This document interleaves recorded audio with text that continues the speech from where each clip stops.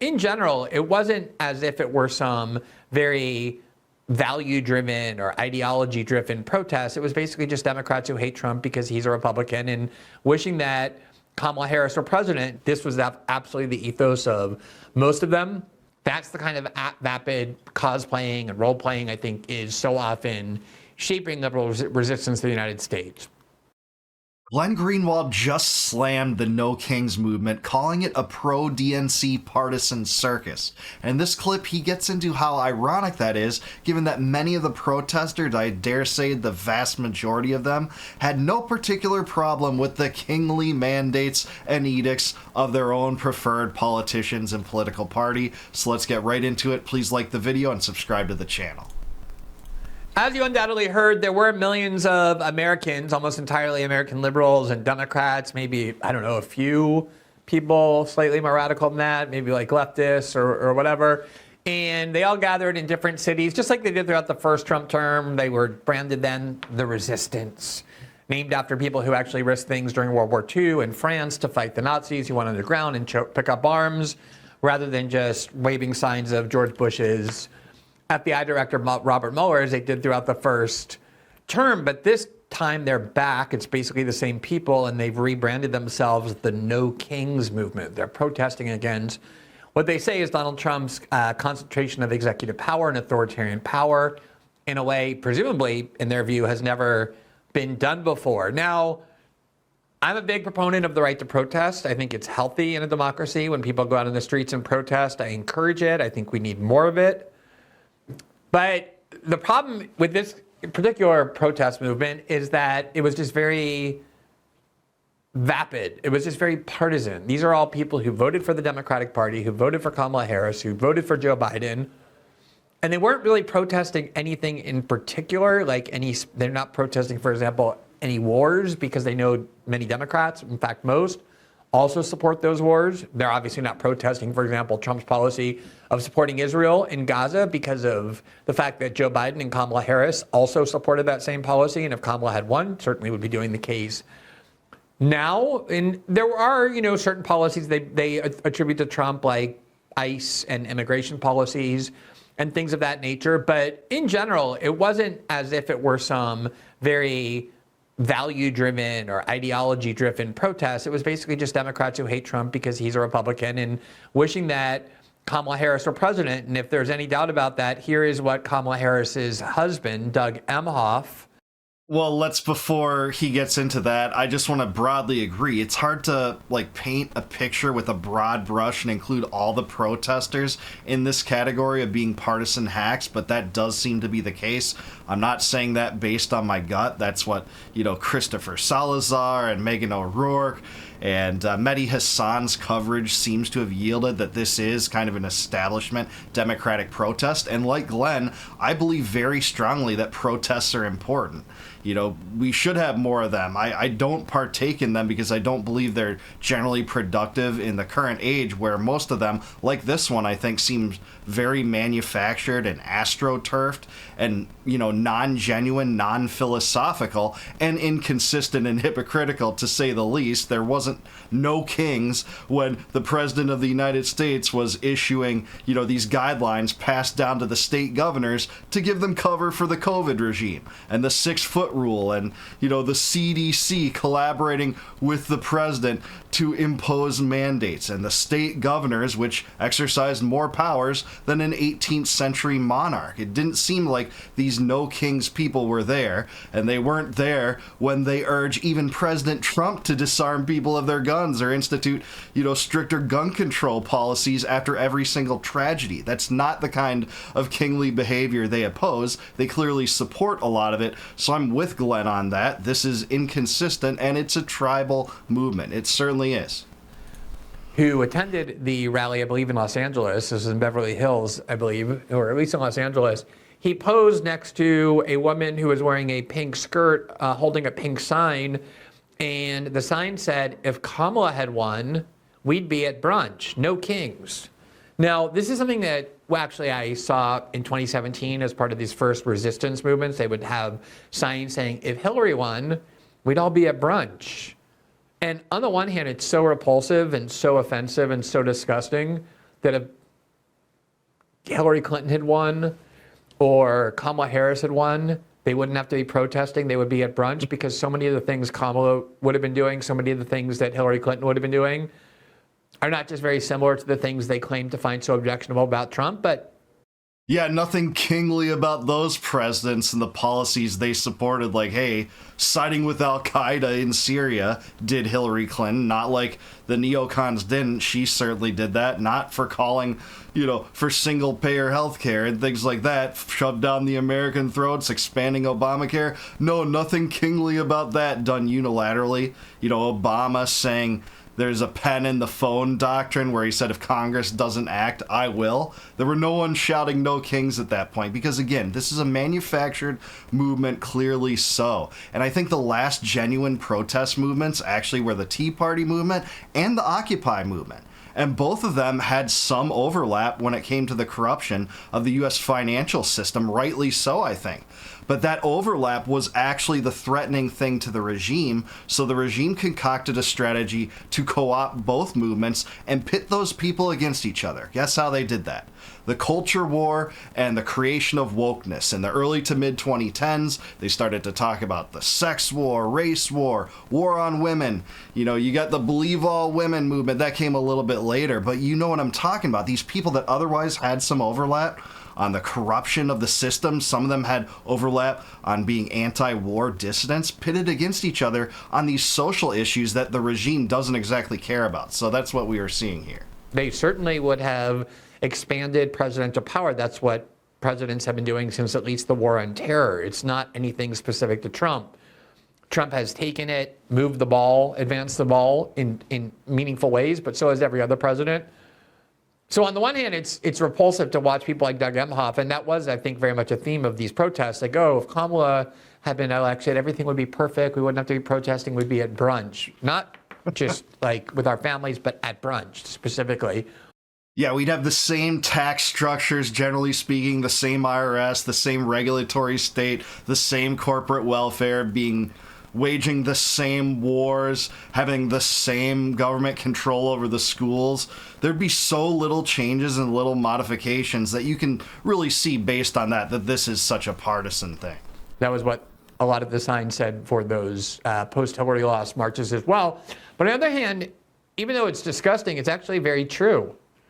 If Kamala Harris were president and she were feeding the war in Ukraine and she were feeding arms and money to the Israelis to continue to destroy Gaza, both of which she undoubtedly would be doing, both of which she promised to do, both of which Biden did.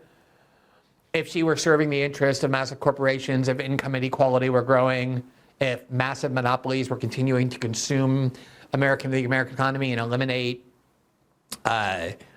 competition for consumers and the consumer ability to choose, all of which she would likely be doing, I absolutely believe that very, very, very, very few of these people, not none, but very few would actually be out protesting. They probably would be at brunch because they don't have any fixed beliefs. They don't have any real passionate ideas about what government should do. They're just Democrats. They just want Democrats to be in office, and they're perfectly happy if that's the case, even if nothing else takes place. Yeah, I mean, that sounds harsh, but that is true, largely speaking. And guess what? I promise I'd have the same take if this was a partisan Republican rally. That's my sense of the Republican Party, too, that it's very cult of personality oriented, very tribal oriented. Remember, Republicans were more for free trade and against protective tariffs prior to 2016. Trump changed them. Trump sold the illusion that he's anti-establishment. He had Hillary Clinton at his wedding. Republicans bought into that. They still bought into that. He said, I'd lock her up. If it was up to me, you'd be in jail. He said that famously on the debate stage. A great moment for him, a funny moment, but did he ever bring that to fruition? No. He duped a lot of these people into thinking he was somehow different. And a lot of the Republicans would just side with Trump no matter what. If Biden or Harris had won, certainly so. So I believe this sign. I believe this sign is a very illustrative expression of what, it's hard to obviously generalize and talk about all the protesters, talk about millions of people, but this was absolutely the ethos of most of them. And just one word on Doug Emhoff, and then we're going to get to Megan O'Rourke, who is our great producer and social media manager who actually attended one of these, videotaped her interviews with multiple participants, and we're going to share some of those with you as well as her observations. But before we get to her, I just want to make a point about Doug Emhoff. If Kamala won, we'd all be at brunch. Doug Emhoff, he currently works as a partner in a large Wall Street-based law firm called Wilkie Farr & Gallagher. It's a massive, sprawling law firm, has locations all across the U.S., I presume in Europe as well, I'd bet anything. There you see the current page for him, Doug Emhoff. He's a partner, a litigation partner. And the firm is Wilkie Farr & Gallagher. And there's Doug Emhoff at these protests saying, Donald Trump is a monarch, no Donald Trump, screw Donald Trump, really like protesting, saying we have to stand up to this president. Wilkie Farr & Gallagher, which is Doug Emhoff's firm, where he's a partner, reached an agreement. They were one of those law firms that capitulated to Donald Trump. There were many law firms that fought Donald Trump, but Donald Trump at the beginning of his presidency, I think this is one of the most authoritarian things that he did, threatened all these law firms that if you don't sign an agreement saying you'll do pro bono work for free, meaning free work for our government, you'll do pro bono work when they take clients for free for social causes, those social causes have to align with our administration. He forced so many of them to make anti-Semitism a major priority of their pro bono work, as though that's the major deprivation in the United States is the marginalization of American Jews. He forced on them an entire agenda that isn't even necessarily theirs, but said, if you don't accept it, we're going to destroy you in so many ways. He barred lawyers with these firms from entering federal buildings, which would include courthouses, meaning they couldn't represent their partners. He barred them from getting classified access, which they need to in order to represent a lot of their clients. Basically threatening to destroy their career if they didn't completely capitulate to his dictates about how they have to operate as a firm. A remarkable assertion of government power over the free market, over private enterprise, over lawyers, and the job they want to do and how they want to do it. And a lot of these firms went and sued and won. But Doug Emhoff's firm, Wilkie Farr, was not one of them. They were the ones that capitulated to Trump. So here he is out on the street saying, we have to fight Donald Trump, but his own law firm capitulated. Yeah, and it's easy to say, well, he could have just left, but he could have just left. He could have found another lucrative lawyer job if his principles were sound and consistent, if he was in an uproar about this. And I didn't know much about this, so props to Glenn for getting at this. But it goes far beyond, the tort demands that Trump had in his first term. It goes to that these No Kings protesters were not protesting when Trump was in office at the beginning of the COVID regime and setting down hard-handed measures, invoking the Emergency Authority Act to call this a national emergency. And here's these guidelines sent down to the states such that the state governors had cover to enact the worst excesses of the COVID regime, like religious worship restrictions, assembly restrictions, business closures. The 6-foot rule, the one that Fauci testified to a committee, kind of came out of nowhere. The vaccine mandates, those came later under Biden, but was that kingly enough to protest over, to yell no kings about? No, of course it wasn't, showing the partisan hackery that was this No Kings movement. And I'm not saying every movement left of center was partisan. Like I said, the Occupy movement was not, but that was co-opted by the government, cleverly so, through the culture war, just like the Tea Party movement was. This movement was astroturfed, faked, and partisan and tribally DNC to the core. So you say, well, what could Doug Emhoff do? Well, there are a lot of things he could have done, none of which he did. And I know that because multiple partners in Wilkie Farr actually left the firm in protest over it, sacrificed, I'm sure, compensation and money, even potentially future career prospects. But on principle, they left. They said, we believe this capitulation to Trump's demands are so invasive and authoritarian, and that capitulating to them, especially given that we're a huge law firm, very, very wealthy law firm, is immoral. So Doug Emhoff could have defied or stood up or resisted Trump incursions without any real sacrifice, but he was just too lazy. He's like, no, I'm going to stay here with my $6 million salary at this law firm, even though they're supposedly capitulating to authoritarianism I find so dangerous that I'm encouraging other people on the street who aren't nearly as wealthy or powerful as I am to go sacrifice in order to stand up for it. That's the kind of vapid cosplaying and role-playing I think is so often shaping liberal resistance to the United States. Certainly is. In the establishment in general, it's not just Democrats in the establishment, it's Republicans too. We've seen that time and time again throughout this Trump presidency. But I think Glenn dropped a lot of truth bombs here. Like, number one, we're not taking a stance against protest. That's an obvious extension of your right to free expression, and the First Amendment prohibits the government from, prohibiting that. So that should not be something on the table. What is worthy of consideration, though, is was this a genuine movement? And it doesn't seem so. It doesn't seem to be where the populace is, especially where the populists are, especially on the left. This was an older crowd, a more boomer-oriented crowd, if my eyes don't deceive me from seeing these crowds. And that it's not to put boomers down, but boomers are much more establishment than the left, younger people on the left. And, this just wasn't a very consistent movement when, again, we're 5 years removed from the COVID regime, when totalitarianism actually crept up to the doorstep for the first time in some people's lives. I think you could claim after 9/11 we got that too, with the Patriot Act and the DHS and the TSA and, 20 plus year occupations of Afghanistan and Iraq that led to immense amounts of debt, about 10 trillion in total for the total war on terror, about 5 million deaths. But I know those ones don't count, right? Because they're not Americans, but still thousands of Americans, in addition to the several millions of foreigners that the U.S. killed on the taxpayer dime.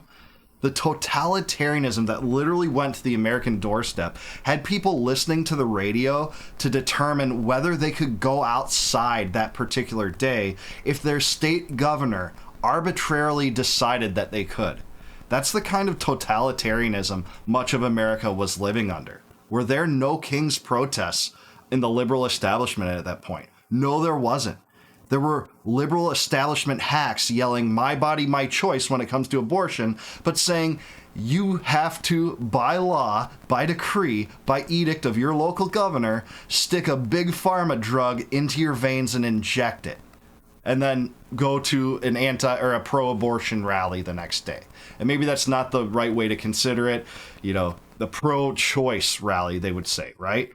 But that is the inconsistency here. And we just see this time and time again. If Harris was elected, not much would change. I know people on both sides don't want to hear that. Maybe the tax brackets would have been different by 2%. Maybe the Trump tax cuts wouldn't be extended. But if Congress didn't change, they weren't going to pass, a tax raising bill like that either. We'd still have these endless, fruitless wars in Ukraine and funneling money to Israel. We might not be flirting with regime change in Venezuela. I don't know about that one. But we still have the regulatory apparatus and the deep state. The CIA and the FBI would still play Harris like a fool, just like they did Trump in the Iraq war. The Iran war, the 12-day war, where it seemed like Mossad had more pull than Trump's own base on that one. And Trump wisely took the escape path on that one, but only because of Iranian restraint, that's for sure. But like I said, the problem with U.S. politics is systematic. It's a product of the lobbies in control of our politicians and our president. It's the military-industrial complex and big pharma and big food and big telecom and big tech.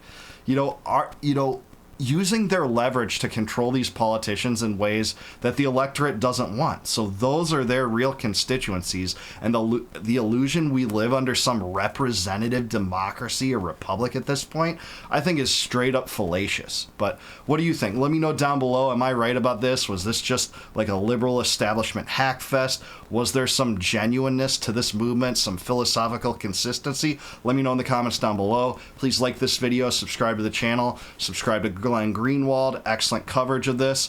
And if you like my videos and my commentary, please consider becoming a YouTube member. You can do that by clicking the join button below. If you do that, I'll give you access to all my videos before they go live to the general public on YouTube as well. And until I see you guys next time, no more war, no more debt, no more inflation, and no more empire. Peace out, guys. Catch you in the next one.